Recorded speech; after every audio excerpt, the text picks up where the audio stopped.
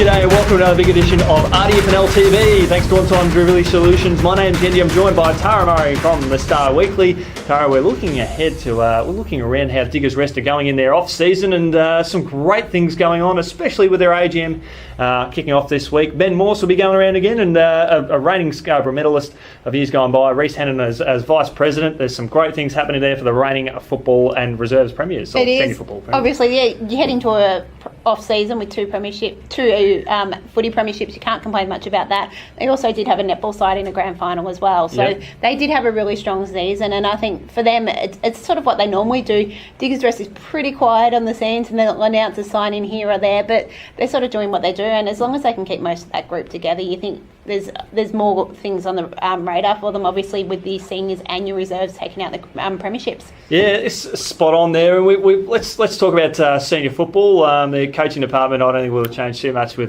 Jamie Lobb probably set to go around again, and first year as coach, and he takes the team to a premiership. I think that's pretty successful, but they have a history of having a great buy-in from all the local players around the community. Yeah, they've got a lot of buy-in, and most of the news for them has been a lot of players re-signing. I think the only player who I know that won't be returning is Tom Gleeson, who headed over to Canada not long after the grand final with a no return date. So, so they expected, they knew he was heading off. But other than that, look, they've got a whole lot of players who have resigned. I know some people thought may not have gone on. I think you thought Matty Kroll may not have gone on, but he's resigned because with his gridiron commitments. So playing with the Victorian side there, and he plays out in Melton, one of the top players in that competition. So you've got obviously that there, but you look, most of their guys have sort of re-signed. You look at the names of Taylor Hines, you've got Cam McCabe, Josh Wallace, Jesse Flannery, Tom Evans. They're just some of the ones. Cole Laurie's another one. So you've got a whole lot of guys among them, and quite a few others that have already re-signed. And that's something we're seeing. A lot of those players who are relatively new to the club as well, they go down a point in 2019, which is fantastic. But that's the history they've sort of had. They've been bringing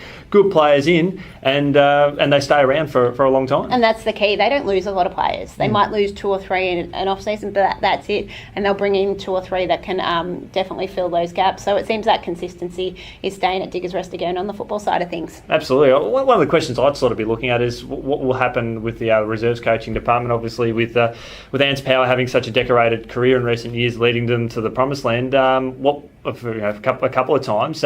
That reserve side is probably crucial for the senior side going forward, because sometimes it's very hard to get a gig in that reserve side, considering the talent that they're trying to manage between the two sides. And their 19 side's very talented as well, so they've got a lot of depth across the board. So it's about managing all three of those sides and who fits in best where.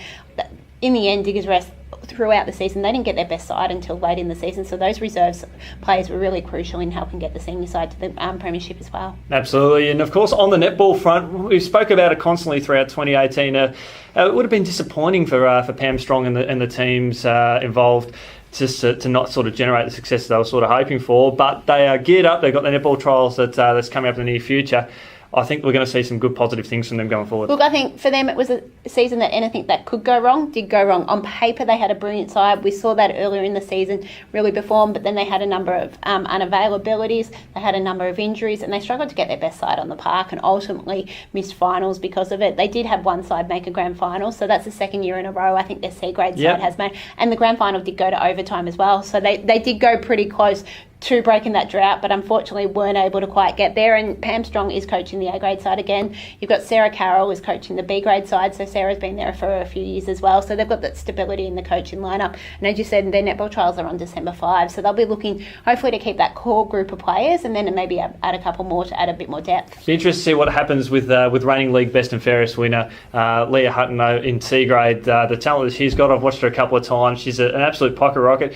She's still young. If someone like her, if she could get the opportunity in A grade with a little bit more experience, someone like her and a couple of those other younger players coming through, the future looks very promising for that team. You mentioned it, pocket rocket's probably the best way to describe her. I saw her on grand final day and she was just an absolute gun. I think she got best on the losing side. She did get best on, I was going to say she either did or went pretty close, but she did get best on. So look, they have got players pushing up, and that's something they have lacked for a number of years. So they're starting to get those young players coming through the ranks, so then that only adds to the depth that they've got in those top couple of sides. Absolutely. Well, that has been a brief insight into how Diggers Rest Football Netball Club is looking ahead of its 2019 preparations. Tara, thanks so much for joining us, and we wish all the Diggers Rest fans out there a good off-season.